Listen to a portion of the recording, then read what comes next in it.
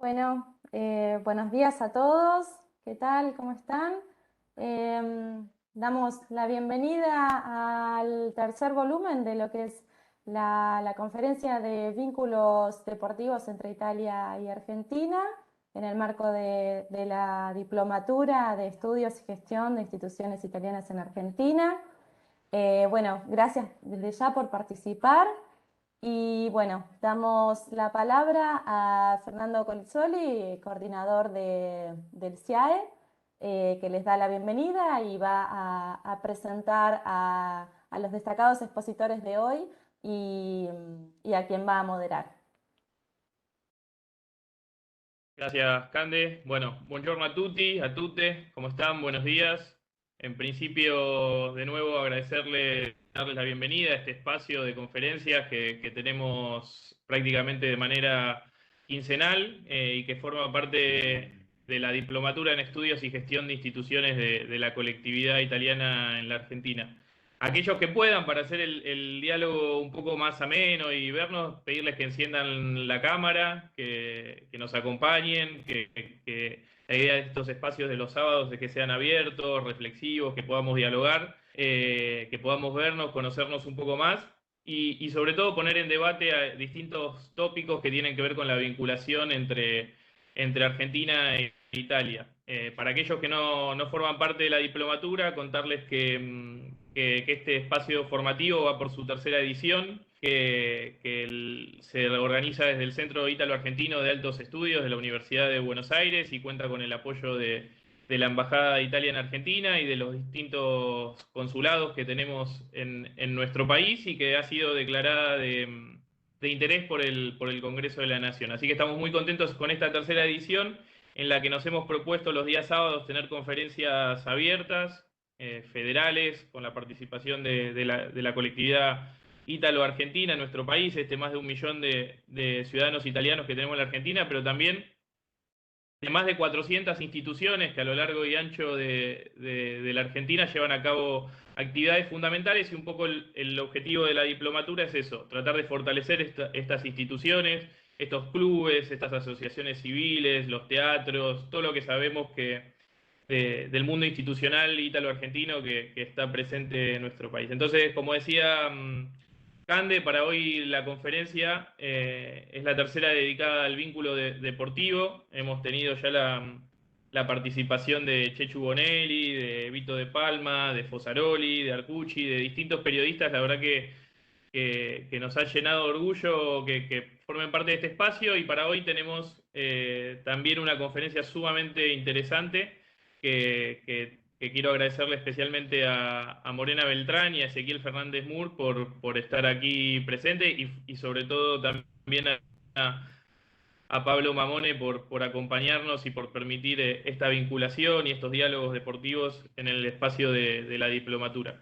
Voy a presentarles brevemente, aunque sé que los conocen a ambos, a quiénes son los panelistas. Por un lado vamos a tener a Ezequiel Fernández Mur, periodista especializado fundamentalmente en deportes, uno de los más reconocidos de nuestro país. Comenzó su carrera periodística en la Agencia de Noticias Argentinas y entre otras actividades o cargos que llevó adelante fue editor de la agencia ANSA, de la agencia italiana, por muchísimos años.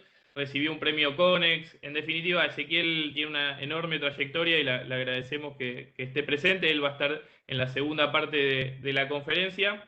Y para arrancar me parece tenemos una entrevista muy amena, un diálogo muy sincero con Morena Beltrán, que seguramente la conocen, es periodista deportiva, recibida en Deportea, es presentadora del noticiero de Sport Center, integrante del programa de Equipo F, y bueno, una de las jóvenes promesas o realidades del periodismo argentino, que la verdad que agradecemos que pueda estar acá con nosotros. Así que sin más, darles de nuevo la bienvenida, decirles que esperamos que disfruten de este espacio y bueno, Pablo Mamone, adelante, todo tuyo. Buongiorno a tutti, ¿cómo están? Espero que muy bien. Gracias Fernando, María Teresa, Candela, gracias Ezequiel. que igualmente ya está conectado, y a Morena, con quien vamos a comenzar hoy. Yo les voy a pedir de vuelta, si alguno se anima, eh, aunque sea sábado a la mañana, a encender la cámara para poder tener un poquito más de interacción y sentirnos como si estuviéramos presenciales. El diálogo con Morena requiere mucho de todos ustedes, así que por favor activen el chat para empezar con las preguntas o interrumpan o levanten la mano como mejor se sientan, pero vamos a necesitar que participen muchos. Morena es una de las apariciones más destacadas del ámbito del deporte dentro de la comunicación del deporte en los últimos años. Es muy joven, no me animo a decir la edad, Morena por ahí la quiere decir, pero un poquito más de 23. 20, Si no la digo 23. ahora. Y ya tiene, que yo recuerde, 4 temporadas trabajando en ESPN, que hoy es el canal que lidera las audiencias y realmente es el de los más reconocidos del ámbito deportivo. Tiene mucha interacción con los deportistas, también con otros colegas de ella, en un ámbito donde los hombres son decididamente mayoría. Ella es también una de las que está abriendo este camino en términos de diversidad. Va a participar de la cobertura de Qatar, tuvo la experiencia de estar en Qatar recientemente. Y bueno, hoy nos acompaña porque ella también es italiana, toda su familia es italiana. Y vamos a empezar por ahí, More. Contanos un poco de todo eso. ¿De dónde es la familia? ¿Qué costumbres pensás que son italianas de tu familia? ¿En qué momento de tu vida decís, ves acá me corre sangre italiana por las venas? Buen día. Buen día a todos, buen día a todas. Bueno, gracias por estar y permitirme compartir este ratito con ustedes. Bueno, yo digo que uno de mis primeros recuerdos futboleros es la final entre Italia y Francia, aquella del cabezazo de Zidane. Y, o sea, mi primer recuerdo del fútbol es ese y fue mi primer gran recuerdo porque recuerdo que estábamos todos reunidos y sentados. Yo en ese momento, la verdad, tenía 7 años y no había en ese momento ya descubierto que mi pasión era el fútbol. Y bueno, mi primer gran recuerdo es eso, por mi abuelo, por bueno, toda la familia de mi abuelo materno, justamente Santos Triolo, quien es el que vino a Argentina de tan chico, que lo trajo con su familia, la guerra, ¿no? El hambre que había en ese momento. Y bueno, se vino de muy chico acá, a los 8 años, él nació en Mesina. Eh, bueno, yo a mi abuelo lo perdí ya hace unos años, pero bueno, toda esa parte del núcleo de mi abuelo materno es muy grande. Nosotros somos una familia muy numerosa y creo que ya eso un poco caracteriza nuestra italianeidad. Somos alrededor de 20 primos y bueno, siempre tuvimos la tradición después, mis primos, tengo algunos primos ya viviendo en Milán que se volvieron, pero bueno, siempre tuvimos esa tradición los domingos de hacer un evento de los almuerzos, ¿no? De las comidas. Yo creo que bueno, mi abuelo se vino con 8 años a vivir acá de muy chico, empezó a laburar de muy chico y creo que esa es una de las cosas, ¿no? Que nos ha inculcado. Creo que principalmente tres. Eh, la primera es que la prioridad siempre es la familia. Después creo que mucho tiene que ver esta cultura del trabajo que él, bueno, mamó y practicó siempre de muy chico y la cultura, ¿no? Por el cuidado de las cosas, por lo sagrado que es, decíamos, ¿no? Decía recién, la comida, por lo sagrada que es la familia, por, bueno, tener bien presente y en orden nuestras prioridades. Bueno, yo creo que a tal punto esto es un detalle, ¿no? Pero para ellos, para mi abuelo siempre era muy sagrada la comida tradicional, no permitía, y mi abuela eso hoy lo sigue, ¿no? Nos lo sigue inculcando, que no tenemos muy permitido trastocar o transformar alguna receta. Pero bueno, yo creo que siempre estuvo muy presente esto, ¿no? De una familia muy nucleada, de vivir todos cerca, de esta predisposición y ayuda total que tenemos entre nosotros. Creo que siempre ha caracterizado a mi familia y es algo que sigue de generación en generación. Gracias, More. Mira, como experta en fútbol y estando ya con una buena cantidad de personas conectadas, todas de doble ciudadanía o directamente italianos, la primera pregunta que se me ocurre hacerte va directamente al hueso y es a qué pasa con el fútbol italiano. Todos sabemos que por segunda vez no va a participar de la Copa del Mundo, pero esto me parece que tiene eh, cosas que van más allá de un resultado. ¿Cuál es el problema que vos ves o qué es lo que habría que atacar que vos puedas percibir eh, atrás de los resultados, en la estructura? Bueno, es un poco, es lo que tiene el fútbol, ¿no? Que te permite esas contradicciones y a veces, nada, no terminar de entender algunas situaciones, porque para mí Italia fue campeón de la Euro merecidísimo, fue el mejor equipo del torneo y eso fue hace muy poquito, nada más.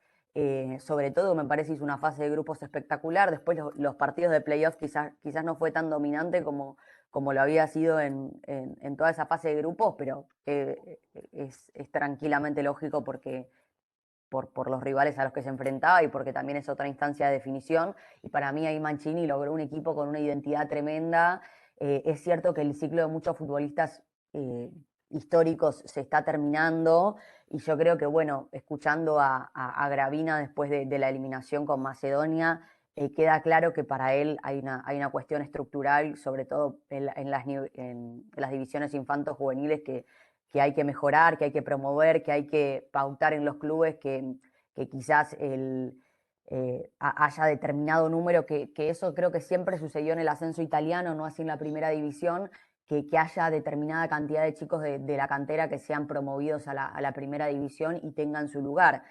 Creo que esto, Pablo, se da por muchas cuestiones. Acá en Argentina es un bien recontra necesario que los jugadores jóvenes aparezcan en la primera división y tengan rodaje porque hay una cuestión económica que nos impide recurrir a futbolistas de otro nivel, mismo argentinos que vengan ya con un recorrido en Europa, pero creo que se debe a muchas cuestiones. Creo que esta es al no tener quizás la necesidad, ¿no? de resguardarse económicamente. Creo que un poco los proyectos de los clubes eh, pueden permitirse que esto sea algo secundario.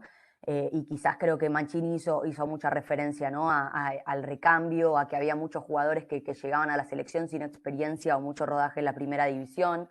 Y creo que también ha sucedido que Italia ha sido, o la Serie A ha sido una de las ligas más competitivas, por lo menos esto es un poco lo que yo he visto, ¿no? Del 90 al 2010, o sea, teniendo, bueno, ni hablar la Copa del Mundo, pero también, no sé, al Inter de Mourinho como último exponente, compitiendo muy bien a nivel internacional y ganando una Champions. Me parece que también el estatus de la liga muchas veces ayuda a que cuando después los jugadores tienen que competir de manera internacional, lo hagan de mejor manera. Creo que ahí hay un punto, y yo revisaba justo el equipo de ayer de Italia, y creo que también un poco tiene que ver con la diversidad, bueno, en Argentina un poco que estamos obligados a que los jugadores se vayan a Europa a competir en el mejor nivel, ¿no? Pero veía que Scamacca juega en el West Ham y Donnarumma en el PSG, y son los únicos dos jugadores del once titular que juegan en un equipo que no sea italiano.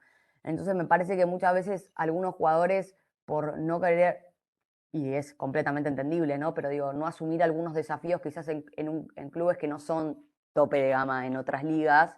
No sé, Scamacca para mí es un proyectazo y se fue al West Ham, no es que directamente pasó por el Liverpool, pero quizás por no querer hacer ese pasito previo, muchas veces es esa diversidad de tener jugadores en distintas ligas lo que termina dándote mayor competitividad interna y mayor nivel a nivel selección, valga la redundancia.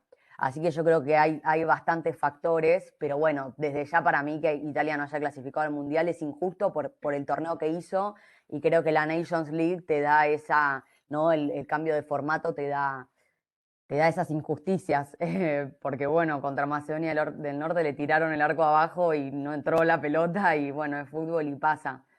Pero bueno, seguro Jorginho se debe estar todavía maquinando un poco por esos penales que no convirtió. Pero bueno, sorry si me extendí, pero esa es un poco mi explicación. No, muy bien, muy bien.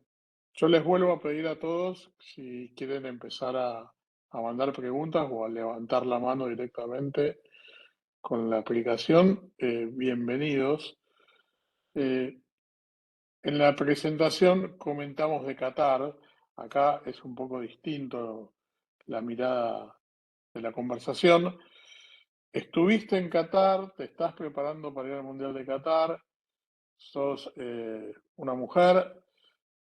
Qatar es una sociedad que conocemos sus características. ¿Qué nos podés contar? ¿Cómo te preparás? ¿Qué esperás? ¿Y qué le podés decir a las mujeres que tal vez tengan ganas de ir a Qatar? Hago un paréntesis de lo anterior, que obviamente me olvidé a Jorginho y juega en el Chelsea, pero volviendo a esto, sí, yo tuve la suerte, la suerte no, la posibilidad de ir al sorteo hace poquito en marzo, y bueno, en lo particular mi experiencia, obviamente es uno la experiencia que vive, y después también un poco lo que hay detrás, que son, bueno, los derechos humanos básicamente, que son los que terminan de amparar o no, o posicionar a la mujer en la cultura catarí, ¿no? Que eso me parece súper clave, pero a mí en lo particular, siendo extranjera, llegando a un país que solo el 15% son cataríes autóctonos, eh, yo me sentí por lo menos me sentí respetada, no me sentí muy observada, nunca tuve un problema por cómo me vestía, por lo que me ponía. De hecho, veía muchas mujeres que también usaban, porque bueno, ahí obviamente saben que las mujeres cataríes muchas llevan, ¿no? Ese velo que les cubre toda la cara, no pueden mostrar los hombros, no pueden mostrar las rodillas. Y bueno, y hablando con algunas mujeres que viven ahí, que yo puntualmente no lo comparto, ¿no? Pero ellas me contaban que para ellas es una manera de elegir a quién mostrarles su belleza, o a quién mostrarles quiénes ellas realmente son, y que importe realmente lo que tienen para decir y lo que hacen, más que su apariencia. Lo cual yo creo que, por lo menos esta es mi perspectiva, ¿no? No hace falta que te tapes para que eso suceda. Pero bueno, a mí me sorprendió que para muchas es una elección, no es un mandato, no es una obligación, sino que es una elección. Algunas llevan el velo completo, otras llevan solamente de los hombros hacia abajo.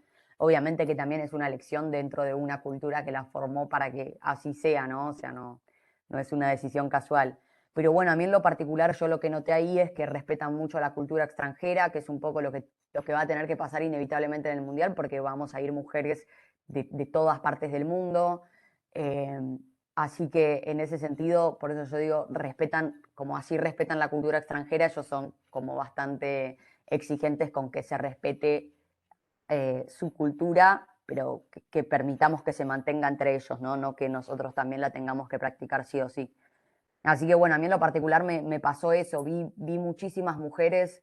Bueno, puntualmente yo fui a la Spire Academy y tuve la posibilidad de conversar con varias personas del comité, y bueno, y esto ya no debería sorprender, pero aún así, por la cultura a la que iba y quizás por varios prejuicios que tenía, me sorprendía. Pero en todos los cargos de poder que vi, hasta yendo a los detalles de seguridad en los parques, porque bueno, ahí son muy heavy con el tema de que uses cámaras en público y lo que sea.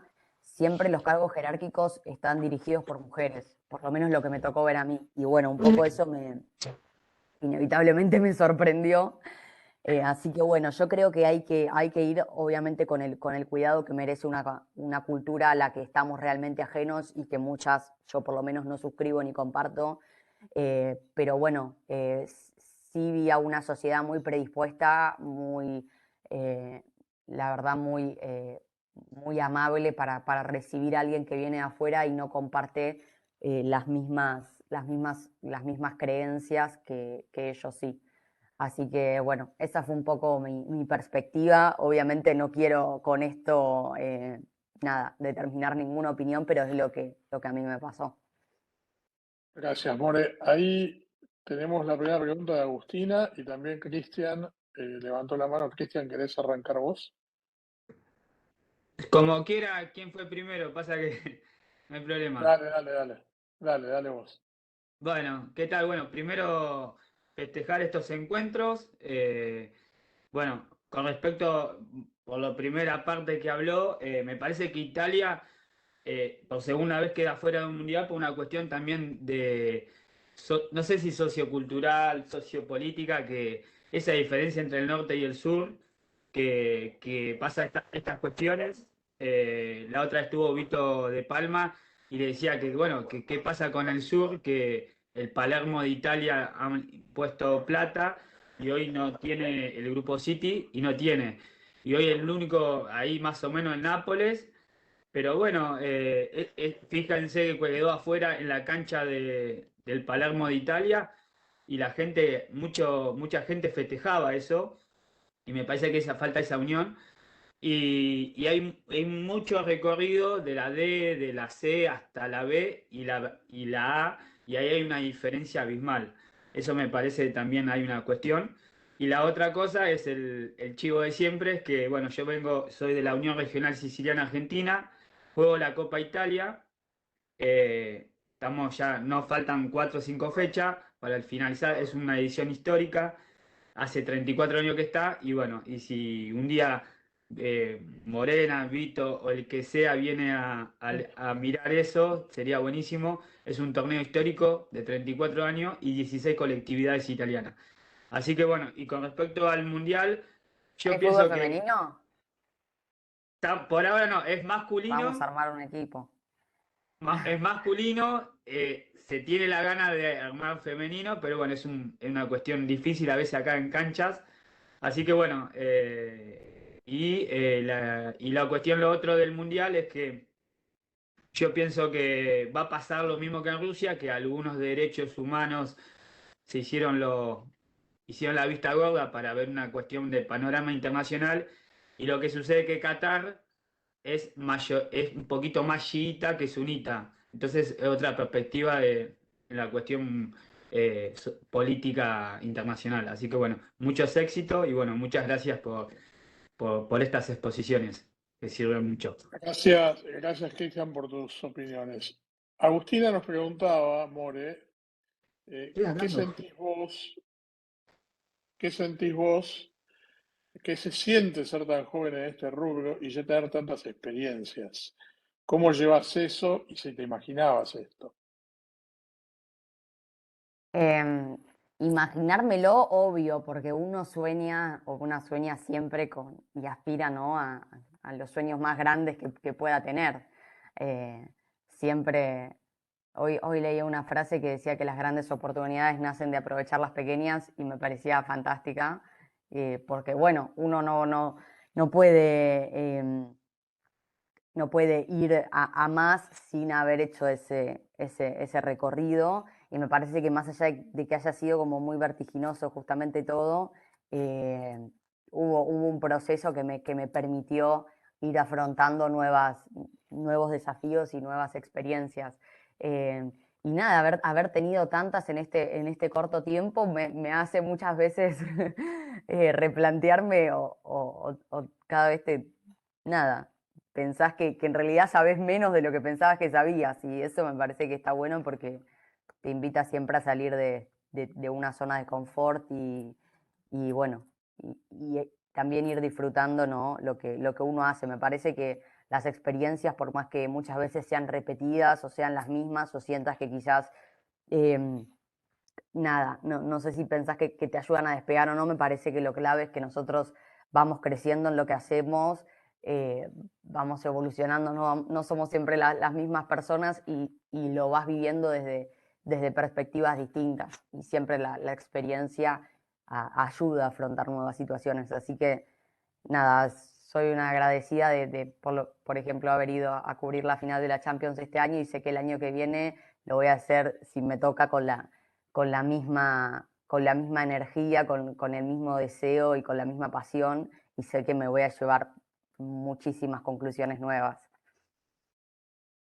More, tenemos una pregunta de Vicente que va por ahí más afuera de la cancha que dentro de la cancha, y es si identificás algunas líneas nuevas de cooperación deportiva entre Italia y Argentina, siendo Argentina el país con mayor colonia, digamos, si querés, o con mayor cantidad de italianos en el mundo.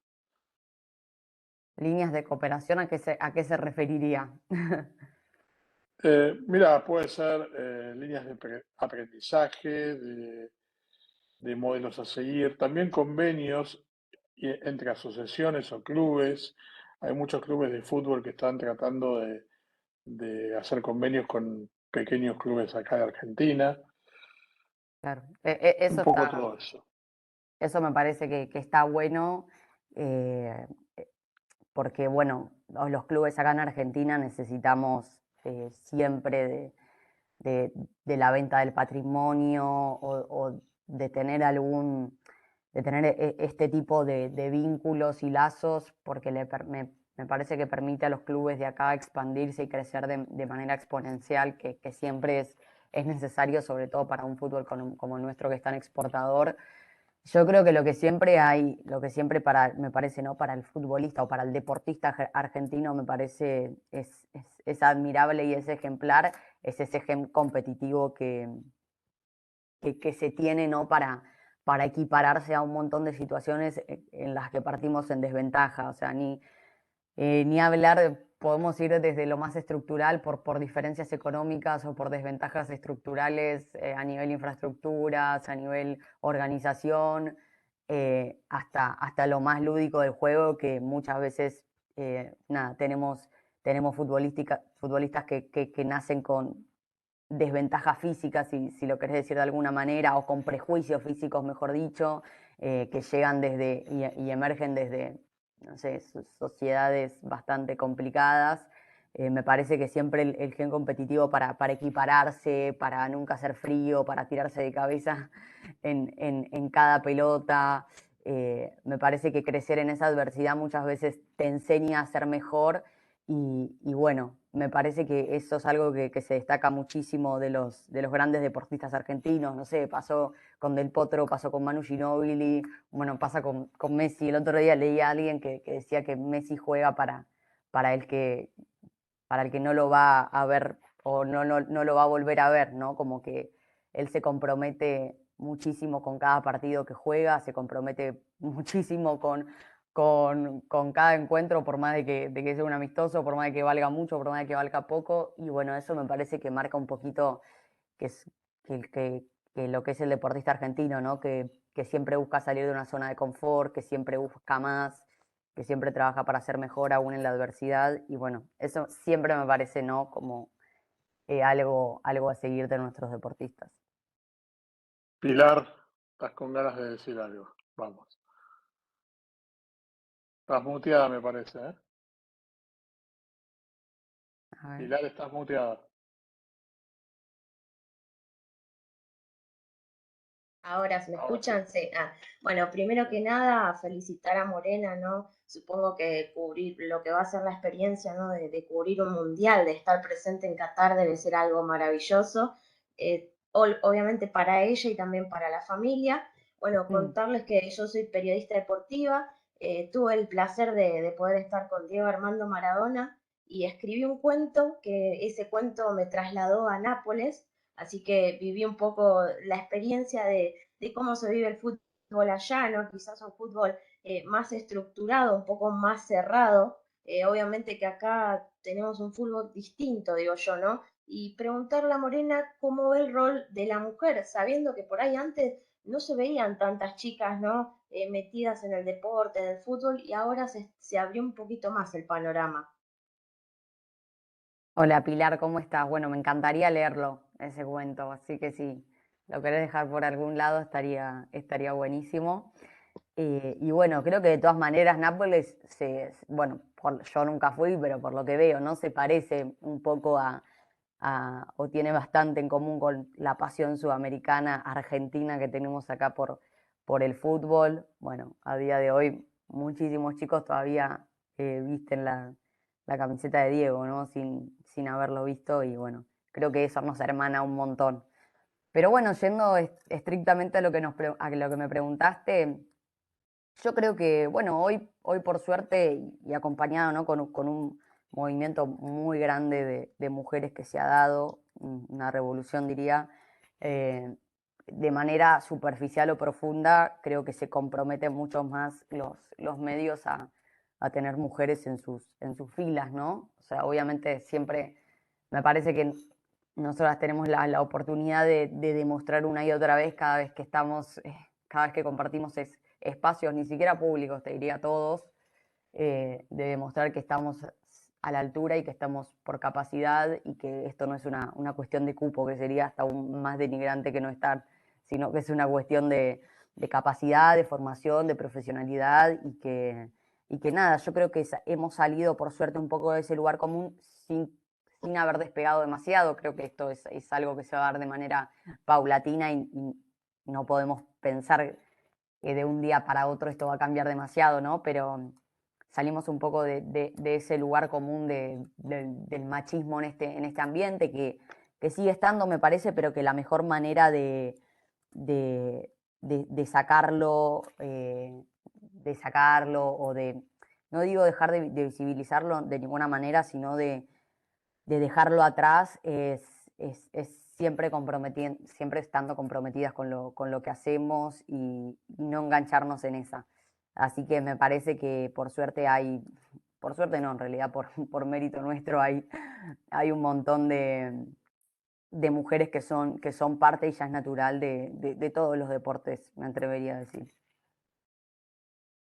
More, tenemos más preguntas. Dino nos pregunta, ¿por qué es tan difícil que en Argentina tengamos un formato de torneo parecido a los que tienen en Europa, en Italia o en realidad en casi todo el mundo, ¿no? ¿Cuál es la traba? Qué pregunta que me haces, ¿eh? Porque si no la saben los dirigentes, imagínate que yo menos. Pero bueno, lamentablemente no hay ninguna respuesta que pueda dar que sea positiva o razonable a eso, realmente. Yo entiendo que acá los clubes son una industria y un motor muy grande para muchas personas, pero bueno, al fin y al cabo me parece que si ahora, por ejemplo, se eliminan los descensos y terminamos nuevamente con un torneo de 30 equipos, lo único que haces es debilitar tu competencia cuando tenés que encontrar estrategias para fortalecerla, porque económicamente ya no competimos.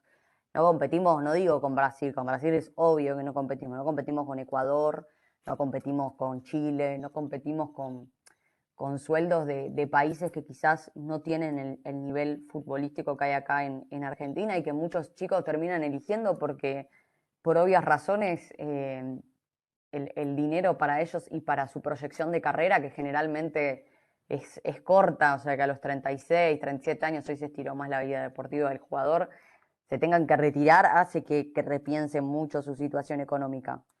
Entonces, me parece que eso termina perjudicando a nuestra liga, que tiene que ser competitiva a partir de su formato también y necesita nuevas estrategias para nada, para intentar que los chicos no se vayan tan temprano, para intentar que el nivel de competencia nos acerque a los torneos internacionales. Y bueno, lamentablemente eso no sucede. Me encantaría que se propusiera un debate más profundo de eso, porque realmente no entiendo cuál es el argumento positivo de volver a una liga de 30 equipos o de no tener un torneo de 20. Pensar que en las primeras dos categorías del fútbol argentino hay 70 equipos es impresionante. O sea, la verdad es emparejar hacia abajo, es nada, no fomentar la competitividad en el fútbol argentino y me parece súper dañino porque al fin y al cabo siguen surgiendo talentos, sigue habiendo materia prima, pero cada vez el contexto es peor. More, nos pregunta Gonzalo, ¿qué sabes de los deportes femeninos en Italia? ¿Cuál es la realidad que vos podés ver? Bueno, a mí particularmente, además del fútbol, que bueno, obviamente seguí la Euro 2022 y Italia quedó afuera muy temprano, en el grupo de Francia y de Bélgica, si mal no recuerdo, solamente sumó un punto, más allá de, bueno, del crecimiento que tuvo, como la mayoría de los equipos del fútbol femenino, porque por suerte cada vez las federaciones exigen más a los clubes que tengan equipos de fútbol femenino para poder competir. Me gusta bastante el vóley. Bueno, yo hice vóley, mi mamá hizo vóley, mi hermana más chica continúa haciéndolo, yo dejé, hice 3, 4 años. Y bueno, sé que para las voleibolistas argentinas ir a la Liga 1 de Italia es lo máximo. Está entre las mejores ligas del mundo, junto a la Superliga de Brasil y a la Liga Turca.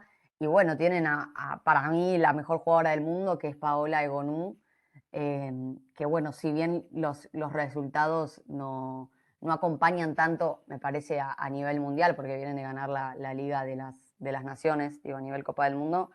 Creo que es un equipo que tiene mucho potencial.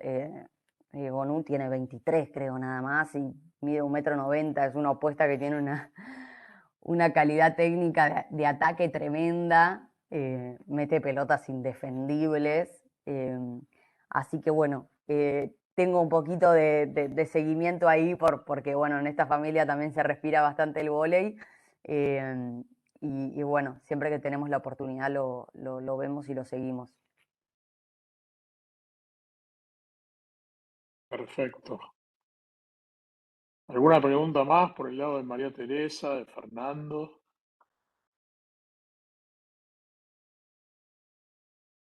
Nada por ahí. Acá hay algunos comentarios de temas de Y tenis y de temas. tenemos una pregunta de Gonzalo Martínez, de Cristian Tasca y también un aporte de Diego en cuanto a la pretemporada de la joven tenista Nicole Fossa. No sé si querés dar la palabra, Pablo. Solo una cosa quería decir que, bueno, también me encantaría leerle el cuento de Nápoles, porque como napolitana eso es como que algo que la similitud entre las dos culturas es algo que al margen del deporte para mí es algo muy importante, así que me parece súper interesante lo que dijo desde ese punto de vista, la verdad que sí. Como mujer también, porque yo lo viví, o sea, cuando el año que el Napoli ganó el Scudetto, todos los nenes que nacieron, que yo era chiquita, tenía un par de años, se llamaron Diego, entonces eso se convirtió en un nombre popular napolitano y gracias al fútbol, o sea, movió muchísimo, así que sí, me parecía un comentario que quería hacer muy importante. Me encantaría, realmente. Así que no me acuerdo cómo se llamaba la chica que habló, pero bueno, si me pueden Pilar, colocar. Pilar.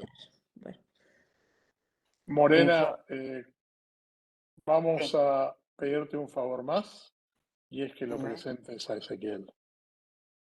¿Ya está? ¿Ya está en la sala? Sí, señora. Hace un ratito que te está escuchando. Mira. Bueno, no, es un placer y un honor para mí que él le dé continuidad a esta charla.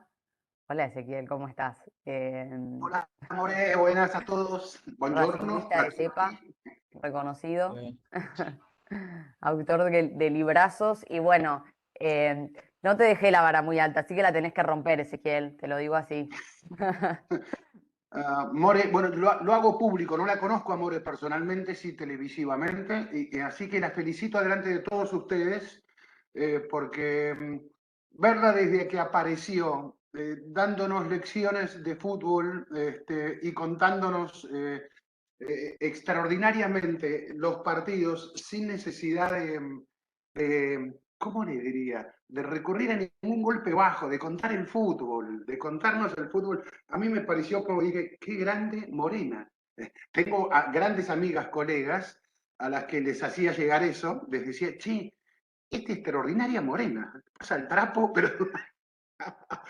Así que felicitaciones en serio, placer absoluto conocerte. Gracias, Ezequiel. De verdad, de corazón, siempre para mí el reconocimiento nada, siempre es un mimo, es un aliento y más cuando viene nada, de personas a las que uno admira. Así que te agradezco un montón por tus palabras y obvio que me voy a quedar a escucharte. Bueno, cuando te aburras o tengas que irte, discretamente te puedo decir. Cuando me vaya a jugar a la pelota, abandono la sesión, pero me voy a quedar, me voy a quedar. Motivo noble. Bienvenido, Ezequiel, gracias por Bueno, estar. Acá estamos hace un ratito conversando con Morena, más o menos pudiste ver la dinámica. sí. Seguramente no hace falta mucha presentación de tu lado, pero esta mañana nos contabas que algo de italiano también tenés, como todos nosotros, además de 30 años como referente de la Agencia Nacional Italiana en la Argentina. Y en esos 30 años, recién pensaba, pasó de todo, ¿no? Porque desde la explosión de la Serie A, todos los oros que ganó el equipo de vóley lleno de argentinos en la conducción, el paso de Maradona por Italia, los mundiales afuera, las Eurocopas, los mundiales que ganó. Bueno, bienvenido y el piso es tuyo. Bueno, sí, gracias Pablo. Buenas absolutamente a todos. Un gusto. Y sí, la italianidad viene por el Marini de mi vieja, el marmolero que vino de Génova, tatarabuelo, que parece que era bueno y que le fue bastante bien al marmolero Giacomo. Así que después quedaron el Fernández y el Murs ahí, porque el Fernández a secas se confundía con muchos. Así que alguien le agregó el Murs que vino de. Yo siempre decía desde Irlanda, pero parece que vino de Estados Unidos el Murs, que es como Demi Moore, como Roger Moore, pero solo con una S al final. Y la S, dicen que por error la S, así que bueno, ahí hay algo de italianidad. Y en ANSA entré en el año, ya les digo, año 89. Estuve 30 años como editor de deportes de la sección latinoamericana de ANSA, la cabecera de ANSAS en Buenos Aires. Mi italianidad, aparte del marmolero, iba por el fútbol, el topollillo y no mucho más. Qué sé yo, a ver, me dijeron, ¿sabés italiano? Porque era uno de los requisitos para entrar en ANSA. Y yo simplemente recordaba las frases del topollillo, qué sé yo, no sabía italiano. Me dijo, no te preocupes, vas a aprender. Y efectivamente aprendí rápido y bueno, cubrí mundiales para Italia también, el Mundial de Francia 98, por ejemplo, el Mundial de Italia 90 también, pero el de Francia para la sección italiana y para la sección latinoamericana, ¿no? Así que había que defenderse ahí con el italiano. Ahora ya dejé la agencia ANSA hace 4 años, así que abandoné un poco lo que sería, antes era un intenso seguimiento del deporte italiano, porque nos llegaban 80.000 cables en italiano, de los cuales nosotros teníamos que elegir cuáles eran los interesantes para Latinoamérica. Pero les quiero decir que antes que el deporte, yo siempre admiré a un gran periodista estadounidense italiano, ítalo-estadounidense, Guy Talese. Guy Talese tiene un libro formidable que se llama El silencio de los héroes, que lo recomiendo. Es un libro sobre sus textos deportivos. Y él siempre dice que aprendí de deportes, más que leyendo las páginas de la Gaceta dello Sport, del Corriere dello Sport, leyendo a novelistas, leyendo a escritores, ¿no? Porque esos escritores le enseñaron a apreciar la vida, la belleza de la vida, el drama, la soledad, la alegría, la épica, y entonces eso a él le permitió luego contar mejor todo ese gran teatro que nos ofrece el deporte, porque el deporte lo tiene absolutamente todo para contar, todo, cuando digo todo es todo, desde la épica individual a la colectiva, desde el luto, el drama, la hazaña, la remontada, todo, está todo para contar, hay que saber contarlo. Y bueno, Guy Talese lo contaba como absolutamente nadie. Y entonces él decía de dónde lo había aprendido eso, y lo aprendía no leyendo exactamente las páginas deportivas. Bueno, yo aprendí mucho de la italianidad viendo cine, tuve una etapa de neorrealismo italiano. Yo suelo ser muy crítico del periodismo, me dedico a esto hace más de 40 años, pero tengo una cosa por momentos que me peleo mucho con el periodismo. Y una vez una película, Signori e Signore Buonanotte, creo que se llamaba, era Marcello Mastroianni, era de periodista, Nino Manfredi era un pobre, y Marcello Mastroianni tenía que mostrar cómo vivía un pobre en Roma. Entonces, Marcello Mastroianni ve que el pobre se alimenta con un diario de mantel, ¿no? Ah, muy bien, el diario le sirve de mantel. Ve que el pobre se abriga con el diario debajo de las medias. O sea que el diario también le servía para abrigarse. Va a la casa del pobre, ve que el pobre dividía el ambiente con una hoja grande de diario, o de papel diario sábana, esos diarios que antes eran más grandes. Y entonces en un momento Mastroianni le dice, pero usted usa el diario para dividir el ambiente, usa el diario para abrigarse, usa el diario para comer. Y entonces el pobre Nino Manfredi le dice que, ¿acaso no hay libertad de expresión en este país? Le dice, ¿no? Para mí fue una de las mejores definiciones que escuché sobre la libertad de expresión, con una ironía extraordinaria, claro, por supuesto. Y bueno, y eso es el neorrealismo italiano, y eso es la vida, eso para mí no tiene año. Eso lo ves hoy y te impacta hoy. No sé si vieron la película de Sorrentino, la del Diego. La película está ahí, ¿cómo se llama? Me olvidé el nombre ahora. Si alguien me ayuda, agradezco. Pero es extraordinaria la película de él. La mano de Dios, se llama, ahí me acordé. La mano de Dios. ¿Y la mano de Dios cuál es? Porque todos vemos la mano de Dios, todos la vimos. Yo estaba en el estadio y la vi en el momento, la mano de Dios. Todos la vimos en la mano de Dios, ok. Pero ¿qué era la mano de Dios? Porque ¿qué es la mano de Dios para muchos otros? Y la mano de Dios para Sorrentino, se salva la vida porque de pibe va a ver, los padres lo autorizan por primera vez a ver al Napoli, de visitante. Y entonces se van a la casa de invierno y hay un escape de gas en la casa de invierno, no me acuerdo en qué montaña, hay un escape de gas y mueren los padres de Sorrentino. Y él se salva porque fue a ver a Diego. Entonces en el entierro, el tío le dice, fue la mano de Dios, le dice el tío, ¿no? Entonces ahí es donde yo digo, todos tenemos nuestra mano de Dios, a la que le agradecemos a Diego, de qué modo nos acompañó y de qué modo nos fue llevando, ¿no? Y en esa película, lo que quiere Sorrentino, Sorrentino dice, yo lo que quiero es contar historias, le dice a un maestro que él admiraba del cine. Yo quiero contar historias, le dice Sorrentino. Y entonces el maestro le dice, para contar historias primero necesitas un gran dolor, le dice el maestro, ¿no?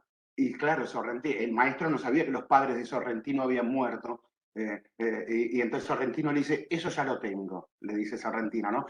Hay momentos de una belleza extraordinaria. Bueno, todo eso, llevado al deporte, a mí por lo menos me ayuda mucho a poder contar historias y no encuentro casi, les diría, escenario mejor que el teatro italiano para eso. Porque tiene, a ver, a mí, por ejemplo, me gustan más cómo escriben por ahí el periodismo sajón. El periodismo británico, en un cierto sentido, es más preciso y hay algo que me ayuda mucho para leer y para inspirarme, etcétera, etcétera. Pero para respirar humanidad, para respirar vida, no hay nada mejor que las letras y que el cine italiano. Así que por lo menos ese es mi gran ingreso italiano para poder escribir y contar el deporte. Y además, qué sé yo, a ver, yo fui, Qatar voy a ir y va a ser el 9º mundial. Y la verdad que no vi un mundial más teatral que el italiano, el de Italia 90. Nunca me pasó una experiencia como la que viví en un estadio, como fue el San Paolo cuando Argentina elimina a Italia en la semifinal. Pero cuando digo nunca, es nunca, porque yo me acuerdo que abandono mi pupitre, gana Argentina, abandono mi pupitre y voy rápido porque antes no podíamos escribir desde los pupitres con la computadora. No, había que irse a una teletipo, que eran solo 3, 4, 5 las teletipos, y había que correr para ganarle de mano a los colegas y ponerse a escribir rápido la crónica. Yo trabajaba en agencia de noticias y la agencia tiene que escribir rápido. Entonces yo fui rápido a mi teletipo y claro, en movimiento brusco uno puede molestar a alguien. Y me di cuenta que no podía molestar a nadie. El dolor de esa gente era tan profundo, pero nunca vi un estadio así yo, porque no era un estadio enojado ni con Italia y tampoco enojado con el verdugo, es decir, el verdugo era Diego y era San Paolo, estábamos en Nápoles, entonces era un estadio mudo, eran 70.000 personas mudas. A mí nunca me pasó una cosa así, y la fiesta de los jugadores argentinos en la mitad de la cancha. Yo me acuerdo que quedé y dije, entonces me acuerdo que me fui de puntas de pie al pupitre. Fui con una sensación de bailarín, iba así, no quería molestar, importunar a nadie, y llegan los colegas, me acuerdo, a la sala de prensa, gritando, ganó Argentina, y yo enojado con todos ellos, respeten el dolor de esta gente, miren lo que es esta gente, por favor. Bueno, todo eso era Italia, era subirse a los trenes después de un partido, porque claro, la agencia te sacaba boleto de avión. Ah, pero si me sacás boleto de avión no llego al entrenamiento de Argentina a la mañana. Con lo cual, comprarte un panini, irte a la estación de tren, subirte al tren con todos los hinchas para poder dormir 2 horas, pero tener que estar en entrenamiento al día siguiente y seguir laburando. Bueno, y todo eso te permitía una conexión con la gente, respirar con la gente. Y bueno, qué sé yo, al llegar a Nápoles entendí muchas cosas de la Argentina. Entendí, más que de la Argentina para no ser tan, diría de Buenos Aires por lo menos. De Buenos Aires entendí muchísimo Menotti suele tener una frase, el entrenador de fútbol, César Menotti, que habla del fútbol, que es una mezcla de aventura y de organización y de aventura, ¿no? Él dice organizarse para la aventura, dice Menotti. Bueno, por momentos Nápoles me parecía una aventura permanente. No lo veía muy organizado todo, como me sucede acá muchas veces, pero a su vez es una invitación a la aventura permanente. Y eso tiene algo de, claro, por ahí en un momento te agobia tanta aventura permanente, pero hay un momento de creatividad muy alto y de necesidad de estar muy atento, porque ves cierta creatividad por todos lados. Así que, qué sé yo, hay que estar, no sé, después cuando yo les digo de italianía, no sé, a ver, y salgo del deporte, pero entro al deporte. Dino Buzzati fue un gran escritor italiano de los años 40, 50. Bueno, yo conocía poco del ciclismo.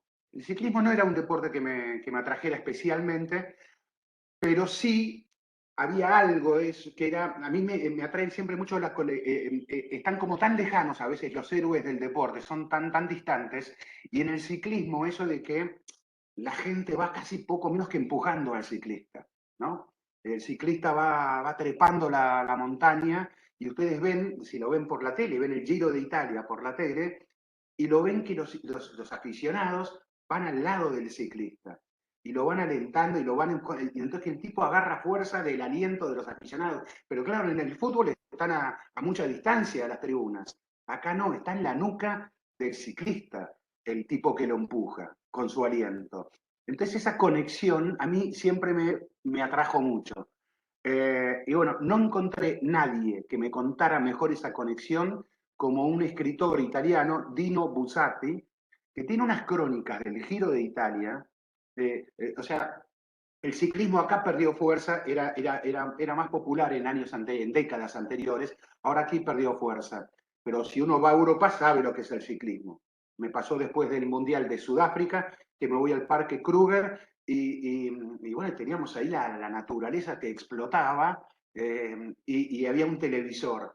Y yo veía cómo estos turistas están mirando la televisión y no esta naturaleza que explota. ¿Y por qué miraban la televisión? Porque estaba el Giro de Italia.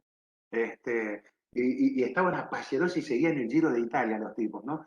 Y bueno, Dino Buzzati cuenta esa épica del ciclista, esos roles. En el fútbol decimos esos jugadores que laburan mucho, que corren mucho y que tienen cuya estética no es exactamente la que más apreciamos a veces, ¿no? Y bueno, el ciclismo de los gregarios, esos tipos que van simplemente cubriéndole, tapándole el viento al líder, al capo, ¿no? Y le van ayudando a sus tiempos y a su liderazgo. Y las historias de humanidad, las historias de doping obligado. Yo ya no digo de doping como trampa, de doping obligado a tipos que los hacían correr 3.000 kilómetros en 20 días, salir de las temperaturas bajo cero en la montaña para ir al llano a temperaturas de más, casi 30 grados. Y querían, ¿qué querían? Que tomaran agua mineral. Eran tipos destrozados con sus cuerpos eran conejillos de indias. Entonces, toda esa, es muy fácil decirlo, trampa, el deportista tramposo. ¿Y por qué no les hacemos el antidoping a los dirigentes que organizan esas carreras en lugar del deportista? Bueno, descontar toda esa humanidad de ese deportista lo hacía muy bien Dino Buzzati. Entonces a mí, bueno, cuando yo hablo de conexión mía con Italia, yo hablo de, casi les diría más de escritores y de cineastas. Y porque tienen esa humanidad que por lo menos la expresan de una manera mucho más cálida y siendo redundantes, más humana. Así que bueno, eso es para mí lo mejor. Miren, yo vivo, así como ven atrás, todo eso es una parte nomás de biblioteca. Me jacto de tener la mayor biblioteca privada de deportes de Latinoamérica. Digo que me jacto porque, total, ¿quién va a revisar? Va a entrar casa por casa a todas las otras bibliotecas. Nadie. Así que me puedo jactar tranquilamente de tenerla. Y hay todo un sector que es italiano. Todo el sector de allí, bueno, aquí no, pero no, tengo miedo de mover la computadora y hacer una macana. Pero bueno, hay todo un sector que es toda Italia, toda literatura. Hay otro día abajo, todo Maradona. Y no sé si se ve allí. No sé si. Uy, no, estoy haciendo una macana ya, ¿no? Bueno, pero es el Capadia, el póster de Capadia sobre la película, el documental del Diego, que hizo Asís Capadia, que si no lo vieron, lo recomiendo. Asís Capadia no es italiano, es de origen, sus padres son pakistaníes y él nació en Inglaterra. Hizo una bio de Amy Winehouse que es conmovedora, conmovedora. Amé a Amy Winehouse después de ese documental, y después hizo otro de de Ayrton Senna, que también es formidable, y ahí hizo uno del Diego. Y se los recomiendo también. Si hay que conocer Nápoles, si hay que ver qué fue la locura esa de Diego en Nápoles, Asís Capadia la cuenta como nadie. Entonces, lo que quiero decir es que tengo tengo una sobrina que me ayuda con algunos libros que hago para manejarlos, algunos los manejo de modo independiente, y volvió ahora de su viaje, pues periodista viajera, y entonces cada vez que vuelve me trae libros, y miren para que vean estos son de hace 2 días, ¿no? No sé si alcanzan a ver ahí, El fútbol según Pasolini, y las futbolistas que desafiaron a Mussolini. Es decir, son las pioneras del fútbol femenino en Italia. Aquí Ayelén Pujol tiene un libro muy lindo sobre las pioneras del fútbol en Argentina. Y este libro es hermoso y es sobre cuando estaba prohibido, cuando no tenían permitido jugar. Y bueno, sobre las que desafiaban allí, y el fascismo no quería que las mujeres jugaran fútbol porque decía que no era conveniente para ellas, que no era femenino, etcétera, etcétera, y todas esas tonteras. Y bueno, y es un libro hermoso. Bueno, como estos, debo tener, qué sé yo cuántos, pero 800.000 ahí en esa biblioteca, y en casi todos hay historias formidables. Desde el Castel di Sangro, que es un periodista que va a investigar un equipo de la Serie C, y en realidad quiere ir a contar historias del pueblo y el equipo, y lo que encuentra que era un equipo corrupto, que vendía sus partidos. Y entonces es un gran problema. ¿Cómo voy a contar esto si me abrieron las puertas? Y bueno, y lo termina contando y es un gran escándalo. Hasta los ciclistas, hasta Guy Talese, hasta la historia de la Gaceta de los Sport, los mejores artículos de Cándido Canavò, que es un gran periodista que tuvo la Gaceta de los Sport, las historias sobre Berlusconi, Berlusconi y el Milan, cómo el fútbol sirve, no solo, aquí creemos que en Argentina el fútbol se lo utiliza políticamente, se lo utiliza siempre, en todos lados se utiliza el fútbol, y a los actores del poder que fuere, económico y político, les puede interesar el fútbol porque el fútbol es muy popular. Es como se conectan con lo más popular y el fútbol ayuda a eso.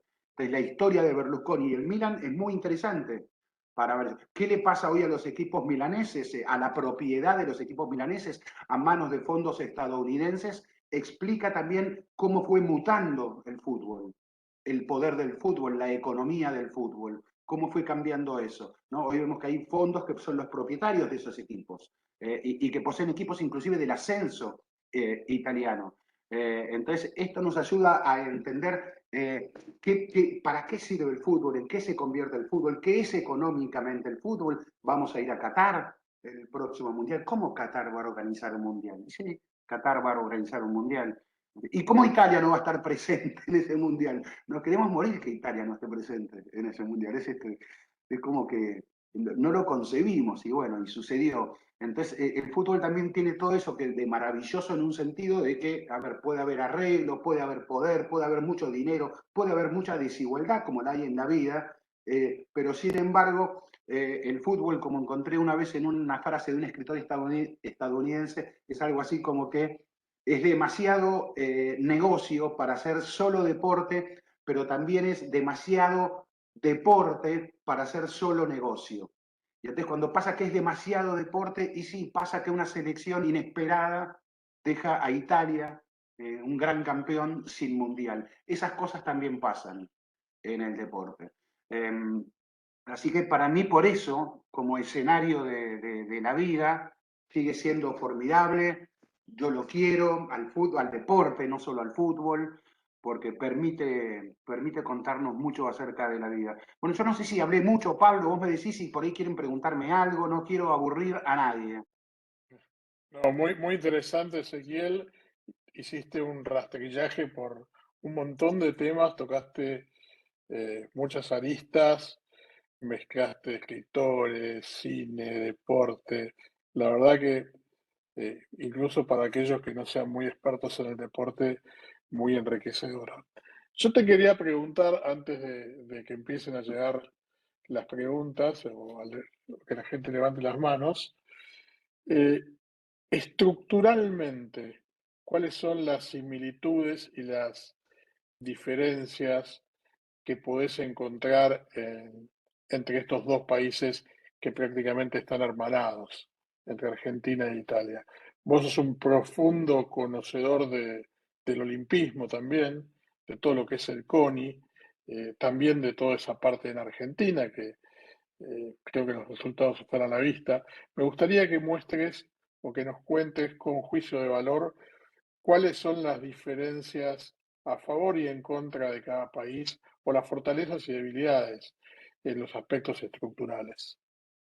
Sí, a ver, me está faltando lo último porque perdí un poco más de contacto, como les dije, hace 4 años que dejé ANSA y eso me daba una gran cantidad intensa de información italiana. Pero con todo lo recorrido, me dice Pablo El CONI, el Comitato Olímpico del Nacional Italiano, el Comité Olímpico Italiano, ¿no? El deporte italiano se estructura mucho a partir del CONI. El CONI es poderoso y aquí el COA, el Comité Olímpico Argentino, no tiene ese mismo poder. Ganó fuerza desde que asumió en su momento Huertain, ahí tuvo más presencia el Comité Olímpico Argentino, pero como regulador de los demás deportes, el CONI, por ejemplo, tiene poder sobre el fútbol, ¿no? Y esto acá es inconcebible, acá el Comité Olímpico Argentino no le va a decir al fútbol qué puede hacer y qué no puede hacer. En Italia sí, en Italia el CONI es una estructura que podía hacerlo. El CONI, como sucede mucho, no solo en países latinos, pero en buena parte de los países latinos, en los tiempos de las autoridades deportivas muchas veces están vinculados a los tiempos del poder político. Entonces esto juega muchas veces. El dirigente deportivo alineado políticamente con el poder que esté circunstancialmente ocupando el gobierno, hay un juego de vínculos y de intereses que suceden muy asiduamente. Y bueno, y en Italia se han construido carreras políticas no solo a través del fútbol, sino también a través del CONI. Van a revisen cuando en listas de presidentes de importantes del CONI, desde presidente, y vean qué vínculo político tienen y van a encontrar similitudes allí, van a encontrar mucho poder. El deporte italiano cuando comenzó a competir de modo, a ver, siempre fue un pueblo deportivo. Y cuando comenzás a competir en el alto nivel, y está todo ahí el escenario de lo que es el alto nivel del deporte posible. Entonces, tuvo una crisis de doping muy importante el deporte italiano, fútbol incluido, en la cual la resolvieron. A ver, cuando yo ingresé en ANSA, años 80, el fútbol era la meca en Europa, el calcio. Era Maradona, Zico, Briegel, Rummenigge, todos los grandes, Sócrates, todos los grandes cracks del mundo tomaban a Italia como referencia. Es más, miren, yo ya era periodista, hacía desde el año 78 yo comencé a ser periodista, y no me voy a olvidar nunca, Maradona sale campeón con el Napoli, y salgo por radio, pide de la radio Rivadavia, que estaba José María Muñoz, que era un popular relator radial, muy popular, pero cuando les digo muy popular, no había internet. Muñoz era súper popular, y bueno, piden por radio Rivadavia, a mí personalmente mucho no me gustaba Muñoz, pero bueno, había que salir por ANSA, con radio Rivadavia, y salí con el señor José María Muñoz, el Gordo Muñoz, como le decíamos ahí, ¿no? Salí con el Gordo Muñoz por radio. Para mucha gente, amiga, no amiga, me descubrieron como periodista a partir de ahí. Yo soy periodista hace más de 10 años ya. Digo, no, había salido con el Gordo Muñoz, Napoli y el Diego. Bueno, era una fuerza brutal el calcio. Y encima jugaba Maradona, y Maradona saca campeón a un equipo que nunca había salido campeón. Estaban todas las historias ahí. Entonces el calcio era súper poderoso, ese poder lo pierde el calcio, pero a esto quería ir con esto que les contaba. Hay una gran, poderosa historia de corrupción en el calcio, años 90, estallan dineros irregulares, balances falsos, dirigentes presos, historias que iba la policía a sacarlo al presidente del club, de la Roma, no sé, a Regina de Coeli, a la cárcel de Romana, la principal prisión romana, dirigentes en esa... Fue un escándalo muy, muy grande, y esto obligó al calcio a reordenarse sus números, a hacer más, a desentar más sus balances, esas zonas grises que permite el fútbol. Eran etapas en las que, y les juro, esto era así, viajé varias veces a Roma por ANSA, tenía que viajar mucho, y había clubes que compraban a jugadores, pero no para usarlos, porque tenían cubierto ya el cupo de extranjeros. ¿Y para qué los compraban? Para que no los pudiera usar el adversario, para que no pudieran jugar en el rival. Era tanto el dinero que tenían y que dilapidaban, que sucedían esas historias. Bueno, todo eso terminó, como les dije, con ese estallido de corrupción. Entonces, el calcio tuvo que bajar esa locura, burbuja inflacionaria, y ustedes verán hoy que está económicamente superado por la Premier League, ¿no? La Premier League inglesa supera claramente el calcio. La Bundesliga también supera el negocio del calcio. La Bundesliga es la liga alemana. La Ligue 1, la liga francesa, dineros inflados de Qatar incluidos, mueve más dinero también. Es decir, perdió fuerza económica el calcio. Y esto, Pablo, hizo que Italia saliera un poquito del gran escenario, por lo menos del fútbol. El fútbol sabemos que es el deporte más visible, ¿no? Gracias, Ezequiel. ¿En qué aspectos de tu Perdón, Pablo. experiencia? Carolina Yunta levantó la mano, no sé si quieres abrir el No micrófono. la vi, no la vi. No, no está bien. Perdonen. Dale.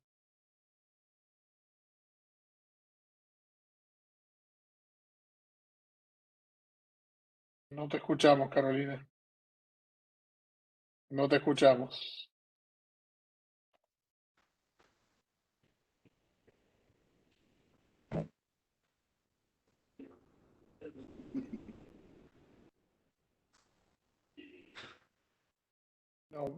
Mira, mientras ajustamos lo de Caro, vamos con Cristian Tasca de vuelta.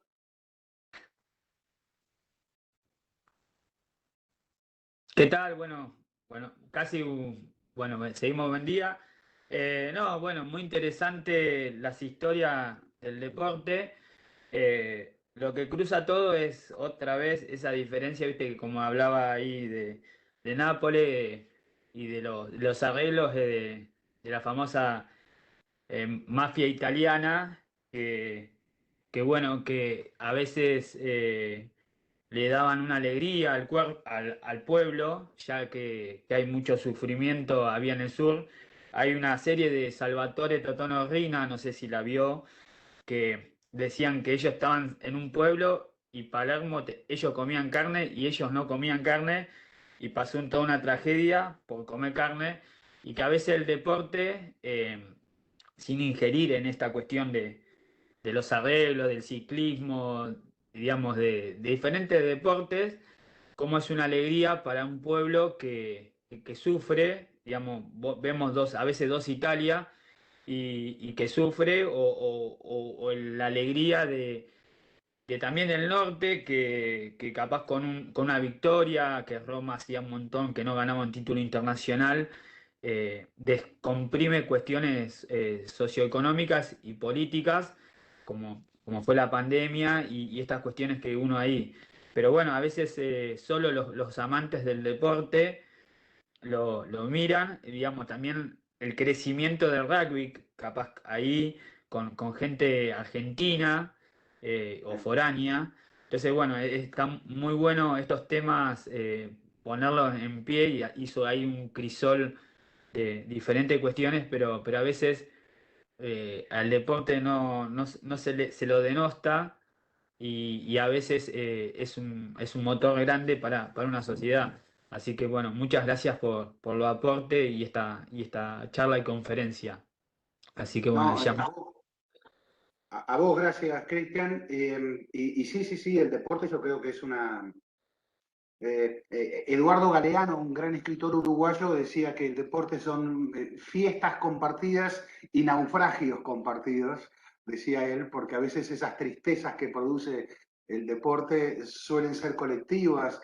Ese dolor que yo decía del pueblo napolitano en el San Paolo, cuando Argentina dejó a Italia fuera de la semifinal, en general los dolores, los lutos son privados, ¿no? Son dolores más íntimos, más personales o familiares. En cambio, el fútbol te permite, te hace que esos dolores sean colectivos y estemos todos mirando cómo está sufriendo esa gente. Y hay algo muy narrativamente, yo soy periodista, no soy deporte, hago deporte, hacía más que algo, pero me gusta narrarlo, el deporte. Y todo, ¿cómo contar todos esos escenarios? ¿Cómo contarlos? Claro, mira, nosotros hicimos con dos colegas, con Alejandro Wall y Andrés Burgo, una editorial que se llama Carrascosa, ¿no? Ediciones Carrascosa. Y el primer libro que hicimos fue este, Rey de Fiorito, que es sobre historias del Diego. Y una de las historias más conmovedoras sucede en Nápoles. Es ese partido que Diego, desafiando al club, el club le prohíbe ir a jugar a un pueblito perdido. sí, el que juega en el barrio. Exactamente, Sí, exactamente, esa historia. sí, Esa sí. historia. Es una historia conmovedora, esa historia. Es conmovedora la historia. Viste, Entonces, el barro, la cancha, un desastre. A mí me pasa mucho en los comedores que uno va, que a veces vos tenés el nene que mató al hermano del otro, y uno va a veces a los comedores, juegan al fútbol y digo, muchachos, acá está para compartir, no competir. Y las cuestiones ahí, después otro día la diriman. Pero acá somos todos amigos, compañeros, y viste que esa frase dice, prefiero perder con amigos que ganar con desconocidos, viste, una de Dorina, que es más larga. Bueno, y Fontana Rosa decía, yo tengo dos problemas, uno el pie izquierdo y otro el pie derecho, decía. Pero bueno, Gracias, tal cual. Cristian. Ezequiel, tenemos más preguntas. Vamos. Vamos de a una. Acá hay un tema muy interesante que conoces bien. Nos pregunta Carolina Yunta, que no pudo abrir su micrófono, y es cómo se está interviniendo con los casos de abuso en deportes de alta competición y pone como referencia aquel que hubo con la gimnasia artística y los deportistas estadounidenses. Uf, es uno de los dramas, no sé si viste, Carolina, el documental, el de Atleta A. Te parte, sí, te parte el corazón. A ver, sabemos que cuando están menores expuestos, cuando los abusos suceden allí, todo se nos hace más frágil, ¿no? Este, y claro, ¿qué hacemos con, tenemos un hijo, un niño, que 11, 12 años, y es un talento ese niño? ¿Qué hacemos? ¿Lo metemos en esa alta competencia, en esos rigores? Y el niño te dice, pero niño, niña, ¿no? Te dice, sí, yo quiero. El niño te dice, yo quiero estar ahí, quiero competir. Como padre, como abuelo, ¿qué haces entonces? Sí, bueno, está bien, vamos, pero vos sabés que ese es un mundo difícil y tenés que confiarle a ese niño a adultos, adultos que por ahí conoces o no conoces. Y a ver, y una cosa, yo creo que los maestros en la vida son imprescindibles, son extraordinarios tener maestros en la vida, referentes. Entonces no quiero por algunos depredadores, abusadores, no quiero anular la figura del maestro, no quiero cancelarla. Quiero que podamos confiar en los maestros porque nos enseñan mucho de la vida. Y son esos tipos que qué sé yo, vos estás en... A mí me gusta mucho un poeta canadiense, músico, Leonard Cohen, que él decía que la grieta de Crack, la grieta es bienvenida a la grieta, decía él. ¿Por qué? Porque en realidad él decía, vivimos todos a oscuras y la grieta es esa pequeña luz que nos permite saber que hay luz. Entonces, cuando estamos muy en esa sensación de oscuridad, sepamos que hay una luz. Sigamos firmes esa luz. Bueno, ese mundo de esos niños puede tener una... Pero cuando ven ese maestro, puede ser esa grieta, ese maestro. Eso para seguir. Entonces, bueno, ¿qué hacemos con ese niño que está ahí compitiendo? Bueno, va a competir, se va a formar, pero está, entre comillas, casi trabajando. Está sometido a rigores que tienen que ver con el trabajo. Hay una gran obra teatral en Buenos Aires, en el Galpón. Ahora no está. No sé si vuelve a tener alguna función antes de fin de año que se llama... la artista es Gaby Parigi, que fue una gimnasta argentina. Gaby Parigi, niña, talentosa, compitió representando la selección nacional y cuenta teatralmente todo ese mundo que dice Caro. Los abusos. Sí, te escuchamos. ¿Puedo comentar algo? Porque justo coincide, yo hice gimnasia artística toda mi infancia y me pasó un poco lo mismo que cuentan ahí las gimnastas de Estados Unidos. Y no es que le pasaba a todo el mundo, pero competí muchas veces en el CENAR, también competí a nivel nacional, muchos años, y salí campeona argentina también. Así que, y la verdad que es muy fuerte y es muy duro el ambiente. Uy, no sé si se escucha. Sí, se escucha. Sí, te escuchamos. Que me anda medio mal internet. Bueno, y realmente es muy duro, es muy hostil. Tienes que ser muy fuerte de cabeza para no terminar mal y físicamente también. Y realmente es un mundo muy particular porque como te da un montón de fortalezas, también te da un montón de dolores, digamos, que hay que aprender a llevarlos. Y de pronto hoy la sociedad es mucho más frágil a todo nivel y está mucho más expuesta quizás a no poder abordar emocionalmente, sobre todo, situaciones tan fuertes y deportivamente tampoco prosperan porque terminan desestabilizadas. Yo creo que eso es como una cuestión que hay que analizarla desde lo social primero y desde lo personal, porque la psicología hoy está muy mal llevada. Yo soy docente de educación especial y soy muy comprometida y veo que es un tema que no se está considerando. Y en ámbitos en donde el rigor es parte de la vida diaria, como puede ser en deportes de alto rendimiento, y sobre todo en esos que hay tanta competición dentro del mismo grupo, y el gimnasio y etcétera, hay que trabajarlo para no arruinar seres humanos como le pasó primero a las grandes gimnastas rusas, ucranianas, como Nadia Comaneci, que ellas fueron las primeras en contar todo esto sin decirlo, sino que con su propia vida. Yo sigo a Nadia en las redes y realmente vos ves que es una estrella y tiene un talento único, pero permanentemente se ha quedado como en un momento, analizándolo, de esa historia que no puede resolver. Vos ves que siempre sube los mismos videos con las mismas características, haciendo los mismos bailes de cuando era chiquita. Entonces yo creo que eso es un trauma, ¿no? Que no hay que dejarlo Sí, Gracias, desaparecer. Carlos. sí, coincido, Gracias, Carlos, Carlos. plenamente. Te leo un poco, Ezequiel. Acá Juan Ignacio Gracias nos dice que la obra se llama Consagrada y que se estará Consagrada. nuevamente en octubre. Correcto. Gracias.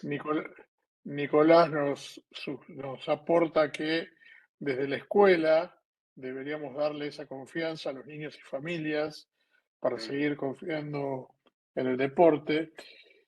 sí. También nos recuerda aquel despegue que tuvo el vóley argentino gracias a Italia en los años 80.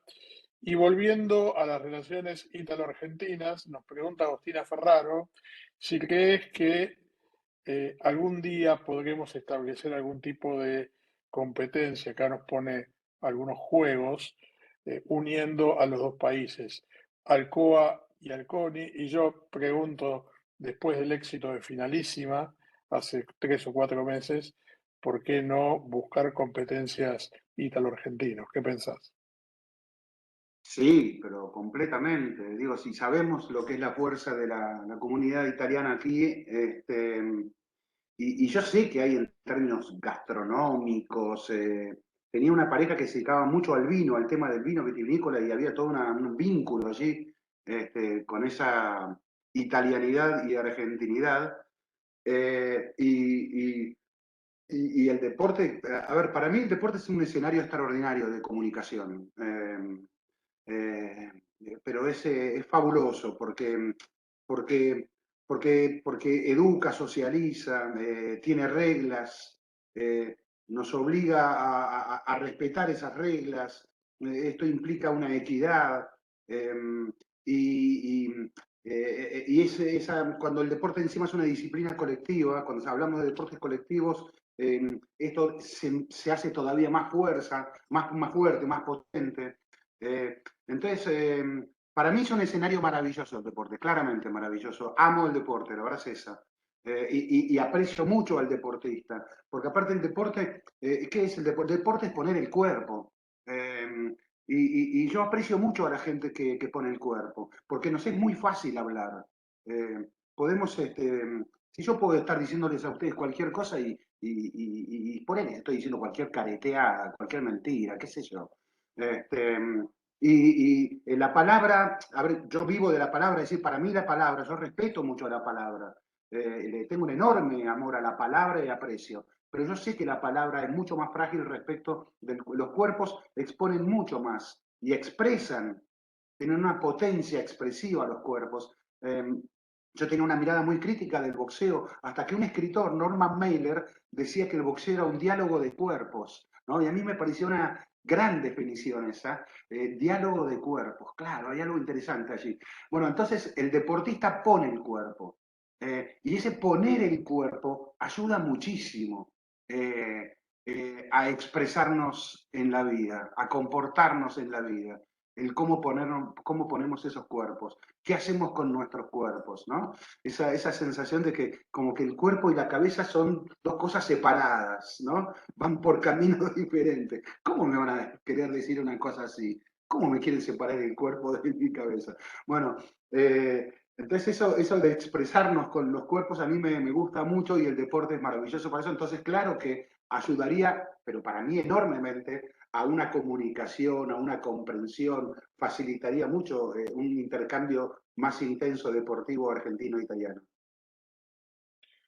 Bueno, a mí me viene a la memoria el famoso ejemplo del deporte en Sudáfrica, todo lo que acercó en aquellos años 90, ¿no? Exactamente, exactamente. Como el deporte, cuando hay uno entiende, porque te acordás, Pablo, que decían, exigían, cuando reasume la democracia en Sudáfrica, después de más de medio siglo de apartheid en Sudáfrica, de racismo legalizado, obligan a la selección de rugby a tener algún jugador negro, a ir teniendo jugadores negros, a que la población negra, no, pero esto es por méritos. Si el negro no es mejor que el blanco, no tiene, ¿cómo va a ser obligado eso? Y entonces decían las autoridades, señores, esta selección es una expresión de Sudáfrica muy poderosa. Si el rugby comienza a integrar, el resto de la sociedad va a aprender a integrar mejor. Tenemos que usar este poderoso mensaje que es el rugby, pero vamos a perder un poco de calidad. Sudáfrica, ¿quién es el nuevo campeón, el último campeón mundial de rugby? Sudáfrica. ¿Quién es el capitán de esa selección? Un negro, Silla Colisi. ¿Quiénes son brillantes jugadores? Negros. Entonces, esa integración, a mí las sociedades integradas me encantan, me ayudan. La mezcla de colores me parece lo mejor que nos puede pasar. Nos enriquecemos culturalmente. Y el deporte es muy bueno como símbolo y como espejo para mostrar eso. Gracias, Ezequiel.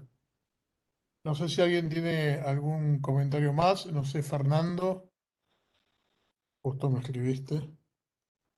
¿Estás por ahí? Sí, Ahí está. Un segundo.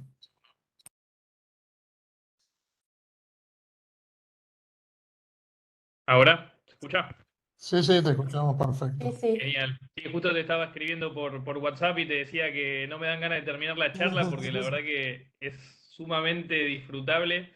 Creo que es un viaje, un sábado a la mañana, un soplo de aire fresco. Creo que el viaje que nos ha ido reconstruyendo Ezequiel por distintos caminos, abriendo puertas, porque solo fue una charla deportiva, sino que hubo conexiones con el arte, con el teatro, con la poesía, con la escritura. La verdad que, nada, agradecido Ezequiel porque hemos podido disfrutar de una hermosa charla y esta idea del fútbol y el deporte en general como un escenario de vida, ¿no? Como que condensa tragedia, drama, alegría, épica y espíritu colectivo. Quiero decir, en relación a esto último que se mencionaba, acerca de la importancia del deporte, más allá de los grandes hitos y hechos que ha permitido el deporte acercar, como lo que contaban de Sudáfrica y demás, el rol que juega día a día, ¿no? En la sociedad en general y en la sociedad argentina en particular, de espacios de contención, de socialización, de educación y de formación para los pibes y pibas que se acercan a las instituciones.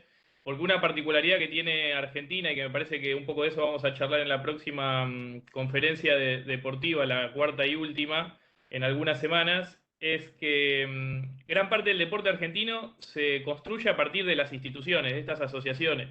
A diferencia de Estados Unidos, quizás donde las universidades juegan un rol más importante, en Argentina es la asociación civil, es el club que en cada barrio es el primer espacio de desarrollo, de formación, pero también de desarrollo deportivo de los chicos. Y en ese lugar las asociaciones italianas han cumplido históricamente un rol importante y bueno, me parece que la última conferencia va a estar un poco enfocada por ahí. Yo como no lo tengo a Ezequiel nunca, lo escucho en la radio, lo leo, lo sigo. Hay un libro muy interesante de él que recoge varias de las crónicas, Juego, luego existo, ¿puede ser, Ezequiel? Sí, gracias. Sí. Hay mucho que has escrito y demás, pero si querés para cerrar, no sé si hay algún otro comentario, preguntarte, al principio hablabas de que tenías una mirada muy crítica acerca del periodismo en general y del periodismo deportivo en particular. Como hay algunos de los estudiantes de la diplomatura que son periodistas o otros que vienen de las ciencias sociales, quizá pedirte una reflexión acerca de este estado del periodismo. Por sé que da para largo, da para una conferencia, pero alguna idea acerca de cómo ves el periodismo en Argentina y en Italia o en líneas generales. Y bueno, y con eso ir concluyendo la conferencia de hoy. Dale, tres pequeñas cosas, y soy breve, prometo ser breve. Primero, agradecerte la mención de los clubes. que yo lo había omitido, y los clubes son fundamentales para nuestra vida deportiva barrial. Todos los grandes campeones se han formado en clubes, asociaciones civiles que tienen que ver mucho con nuestra historia. La verdad es esa, con la historia de Buenos Aires. Son todos, casi todos con un siglo de vida, muchísimos de ellos, un siglo de vida. Bueno, lo segundo, a ver, el periodismo. A ver, las redes, por un lado, democratizaron la palabra y a mí me gustó mucho eso, de que las redes hayan democratizado la palabra. Pero por otro lado, las redes se han convertido en mensajes de odio muy profundos en los últimos tiempos y a veces no veo como que los grandes medios están muy pendientes de las redes y entonces ya no se sabe qué es grande medio, qué es la red y yo creo que el periodismo esencialmente tiene que ver con comunicación. Personalmente me interesan mucho más las historias que construyen y para construir lo que se construye son puentes. Prefiero construir puentes antes que muros y para comunicarse los puentes son mejores que los muros. Y, y para los que estudian periodismo, es como que ¿para qué estudio periodismo? ¿Para qué lo hago? Porque para el copy-paste, hacemos copy-paste, no. O sea, tener una cabeza propia, pensar, nos pueden enseñar todas las herramientas del qué, cómo, cuándo, dónde, por qué, del periodismo, cómo toda la nueva era digital, cómo saber aplicar las técnicas de digitalización al periodismo. Podemos tener todo ese tema, todas esas herramientas. Pero lo primero que tenemos que hacer es pensar nosotros qué queremos decir. ¿Para qué quiero esa historia? ¿Qué quiero contar con esta historia? ¿A quién se la quiero contar? Porque eso me da una idea propia. A mí muchas veces cuando me cuentan el árbol y no me dicen en qué bosque está ese árbol, y por eso quiero que primero me hablen del bosque también. Porque por ahí ese árbol no me cuenta el bosque. Yo necesito que me digas en qué bosque está ese árbol. Y no me importa si te confundiste el jacarandá con el ombú. Posiblemente ese error no sea el más importante, pero sí el error es importante si te equivocas con el bosque. El bosque hay que saber describirlo, saber contarlo. ¿Qué quiere decir con esto el contexto? Todo texto tiene contexto. Porque a veces los textos aislados, en lugar de informarnos, nos están Nos desinforman. deformando. Exactamente, exactamente. Entonces el texto aislado no me sirve. Por eso a mí me gustan las historias. Cuando digo historias es que engloben, que intenten, porque a veces no te sale, describir ese bosque. Eso diría Fernando. Y si me permiten, una cosita más que mientras te iba escuchando, Fernando, me gustaría decir esto. ¿Dónde encontré la mejor definición de deporte? Se la escuché a una mujer luterana que trabajaba con niños en zonas de guerra, en zonas de conflicto. Entonces le preguntan a esa mujer ¿cómo hace con esos niños mutilados por explosivos, niños huérfanos? ¿Cómo les explica a esos niños que hay que seguir con la vida, que la vida va a seguir y puede ser algo mejor la vida? Entonces esa mujer, luterana, formada, etcétera, etcétera, dice, no les digo nada, simplemente les doy una pelota para que jueguen, ¿no? Y yo dije, wow, eso es el deporte, digo. Me pareció una bellísima definición que excede a cualquier cosa teórica. Saquemos los libros, saquemos todos, y por eso cuando yo vinculo mucho al deporte con la vida, con lo social, me gustan mucho ese tipo de definiciones que se las quería compartir. Bueno, Fernando, después de semejante exposición, todo tuyo. No, hermosa la reflexión. Me parece que quizá viene a cuento de todos estos espacios de conferencia que venimos dando los sábados acerca de la vinculación deportiva con periodistas destacados. Me parece que estaba bueno tomarnos un minuto para pensar qué clase de periodismo se hace y cuál es necesario. Simplemente para terminar, pasar algunos chivos, porque se mencionaron varias cosas y quizá comentarles, por ejemplo, que de Pasolini, este escritor, poeta, cineasta italiano que mencionó Ezequiel, el CIAE está organizando unas jornadas para el 4 de octubre por el 100º aniversario del nacimiento, si no me equivoco, de Pasolini. Bueno, el 4 de octubre va a haber una charla, están todos invitados, ya van a recibir la convocatoria para eso. Invitarlos a que vean Stata la mano di Dio, la película de Sorrentino del año pasado, que para mí fue la mejor película del año. Más allá de los maradonianos o no, Excelente todo el mundo la cineasta va a disfrutar. Sorrentino. Grande, Cande. Invitarlos a eso, a que vean la película y plantearles, bueno, que las conferencias siguen en 15 días con una dedicada al medio ambiente, a la cuestión climática y la sostenibilidad ambiental, ver un poco qué está pasando con ese tema en Argentina, en Italia y algunas puntas para pensar la cuestión climática desde las instituciones y asociaciones italianas en la Argentina. Esa va a ser la próxima conferencia en 15 días y en un mes tendríamos, si no me equivoco, Pablo, la última dedicada al deporte. Confirmaremos la fecha. Sí, después confirmamos porque justo es el fin de semana de los 2 feriados, buscaremos otra fecha. Bueno, pero tendríamos una cuarta y última en la cual vamos a hablar un poco más sobre el rol de las asociaciones italianas en la vinculación en el deporte entre los dos países. Nada, de mi parte agradecerles de nuevo a Ezequiel, a Morena, que estableció un diálogo muy interesante con la conferencia que tuvimos hace 15 días, que fue sobre el rol de las mujeres en las instituciones, en este caso, bueno, en el deporte.